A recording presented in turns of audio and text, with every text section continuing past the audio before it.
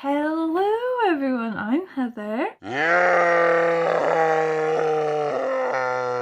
I'm on my lunch break, and unlike last time I did this, I did not lose all of my dignity and inhale my food before the video. Like, I do actually have lunch to eat now.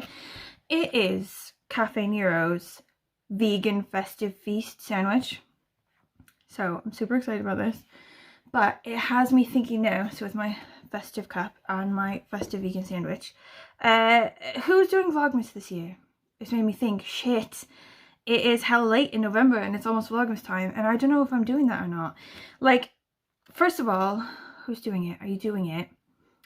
Second, like, how are we feeling the vibe on this year? Like, are we geared up high energy for this, or is this like a low energy, like pre-planned 5-minute a day situation? Like, how's this year feeling? Okay, because it's gonna help me decide if I'm doing it or not.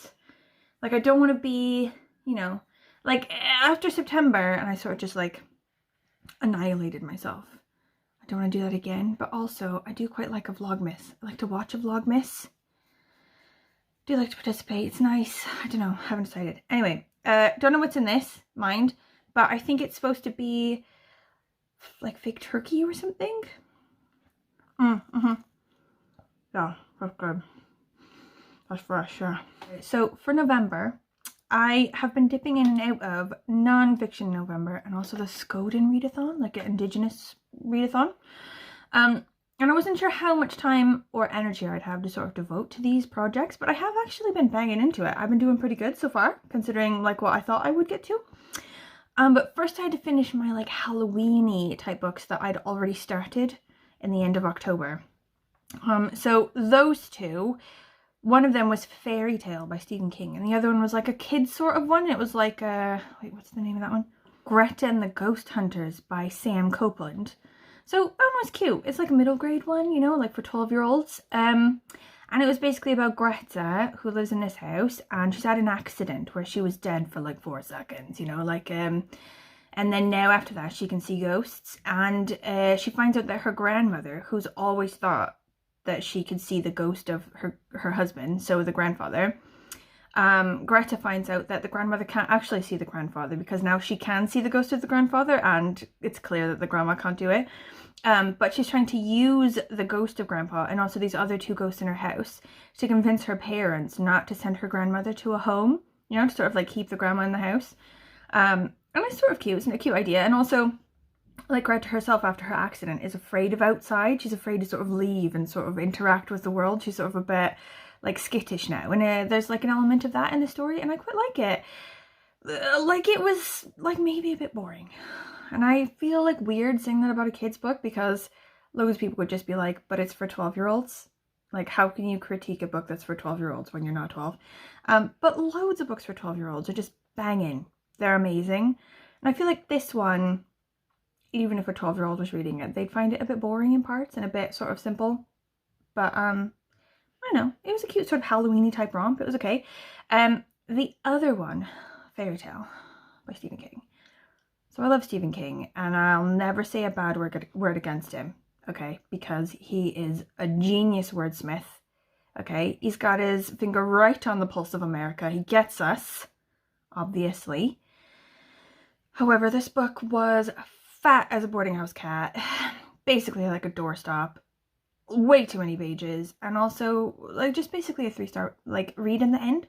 Do you know what I mean? When a book is massive, I always feel like right or wrong, that it just needs to be amazing. Like, every single page needs to contribute towards some sort of awesomeness, or like, how dare it be so massive. I feel like, you know, a 3-star read that's a novella, like, oh, it's a 3-star novella, that's okay, but like a 3-star doorstop just angers me. Like, why have you wasted my life? Anyway, this one is about this kid, this like teenager, who finds this portal that goes to this like magical world with like princes and princesses and stuff like that, and like evil villains and like, you know, demons and stuff. And he's a bit like a sort of like a chosen one type trope. Like, he's got to go down there and he's got to save everyone from this sort of sickness, this like poison that's sickening everyone in the magical kingdom. And I think I read somewhere that Stephen King came up with the idea for this book in like the pandemic when he just wanted to be happy. He just wanted something desperately, like, what's the thing right now that would cheer me up? Something happy, you know? So like the ending's happy and everything like that. But you know, the book itself is okay. Like, I liked the story. I like the beginning, I like the characters, I like the ending. But dear God, like, I feel like we could have had all of that with half the number of pages and it would have taken me half as long and I would have loved it double the amount. Me, personally. Oh yeah. If you do read this book and you're a person like me who needs to know before starting a book if the dog will die in the end, it's okay. The dog survives. The dog is fine the whole time through the book. Just to let you know, that minor spoiler. Okay, and then for November, I've been sort of like dipping into Nonfiction November and Skoden Readathon, which is like the Indigenous sort of authors one. And I wasn't sure how much time and energy I'd have to commit to both of these ones, so I haven't like committed myself fully, but I have been like dipping in and out, and I've been doing pretty good, like way better than I thought I would do. I think for the Nonfiction November one, I've already read 3 of them or something, and for the Skoden one, I've got like 1, and I'm like in the middle of another one, so like I don't want to be weird about it, but I'm doing pretty good. And the books that I've been reading this month, I haven't been bad, they've been okay. I will start though with a Nonfiction November one that was awful. I've given it 2 stars just because I actually finished it willingly and was not forced to finish it, so there must have been something about it that wasn't a 1-star read. Do you know what I mean? Like it must have been something like psychologically or sort of like somewhere in me that enjoyed it enough to finish it. So I've given it 2 stars, but it was awful. It was overstated by Colin Quinn. This was supposed to be like, I don't know, I think this was on the NPR list of like the book concierge, like their best books or whatever, which is stupid because I've never had a bad one from those lists for like the 10 years they've been doing it or some crap.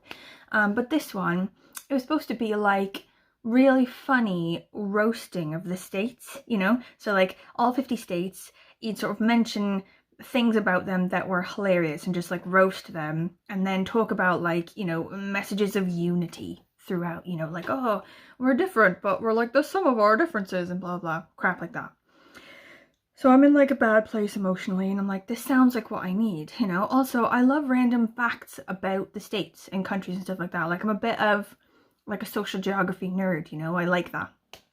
So I was like, this is going to be amazing. It was not amazing. It was awful. And it was like really forced, like crappy, like low down humor. It'd be like, oh, and then New York, you know, they just don't care about stuff. And like, you maybe don't like them, but they don't care because they're New York, you know, like, funny joke, man. That's a funny thing about New York. Like, no, it's not. Like, everyone's heard that about New York and it like wasn't even a joke. It's just, I don't know, you like playing up New York? I don't know. Like, it's hard to explain, but all of the things that you brought up about the states were things like, you know, like you don't need to try hard to make a joke about how everyone in Wyoming is a cowboy. There are a lot of cowboys in Wyoming. It's not actually funny, it's just a fact that literally everyone knows. Do you know what I mean? And the thing about the unity or whatever, like there's some sort of things trying to sort of like, I don't know, make an appeal to people that the states are different because they came about differently, you know, they were first settled by different kinds of people. They first, you know, interacted with their native people in different ways and blah, blah, blah, which changed their cultures, you know, the industries that they were founded on, blah, blah, blah. So it's not bad, it's just different, blah, blah. And even that, like, just hit really flat and, I don't know, sort of shallow and, like, not like he was trying hard to sort of say it. It was just sort of giving lip service to it in a way that wasn't very profound. I don't know. It was bad. I wouldn't recommend it. But the next one that I read for Nonfiction November directly after that was Jennette McCurdy's I'm Glad My Mom Died, and that one was amazing.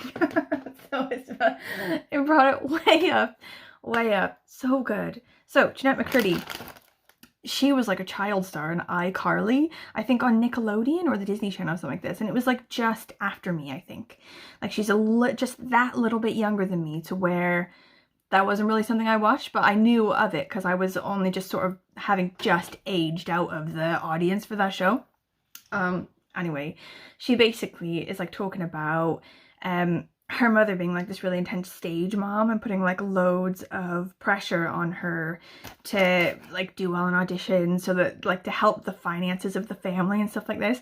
And how she sort of in order to keep her doing child jobs, you know, so, you know, as she gets older, 15, 16, 17, 18, in order to still play children, she needed to not develop. So the mother was like, oh, I know how we do that. We like restrict your calories at a really young age. And like, not only did it completely stunt her growth and like, you know, and be really unhealthy, it caused her to be anorexic and bulimic later in life, you know, and she's like talking to this therapist about how much she loves her mother and how her mother gave up everything for her.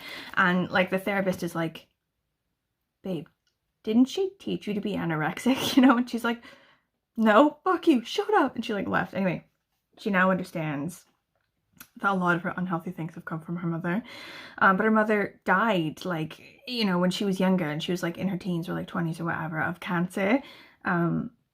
So like she's got a lot of like repressed feeling and like mixed up feeling about how much she loved her mother and how much, you know, her mother was a comfort to her, but also that her mother caused her to be completely psychologically fucked up.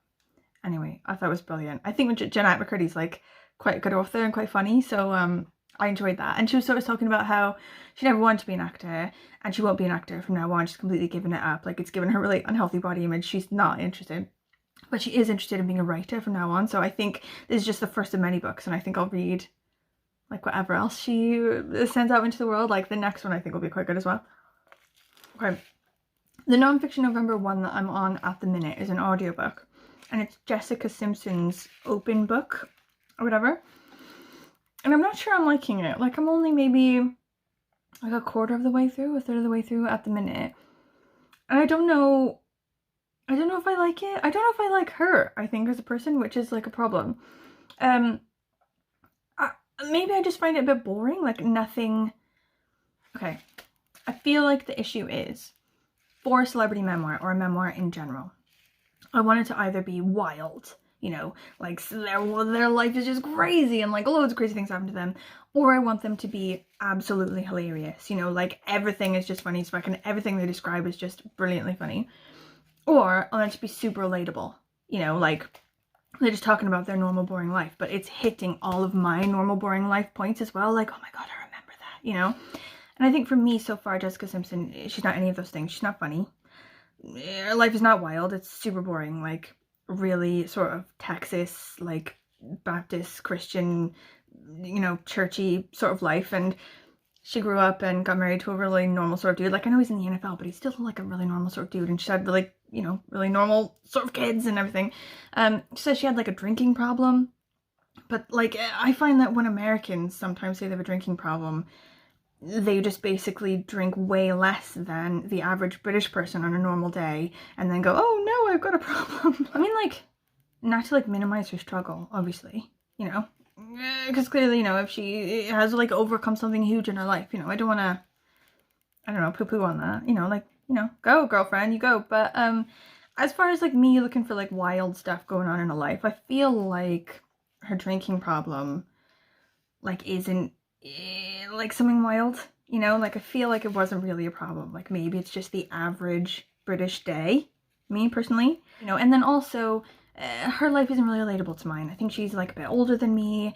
She's from Texas, you know, she's like Baptist and like grew up in this like gospel singing community and blah blah. Like I can't really relate, so maybe that's what my problem is with it.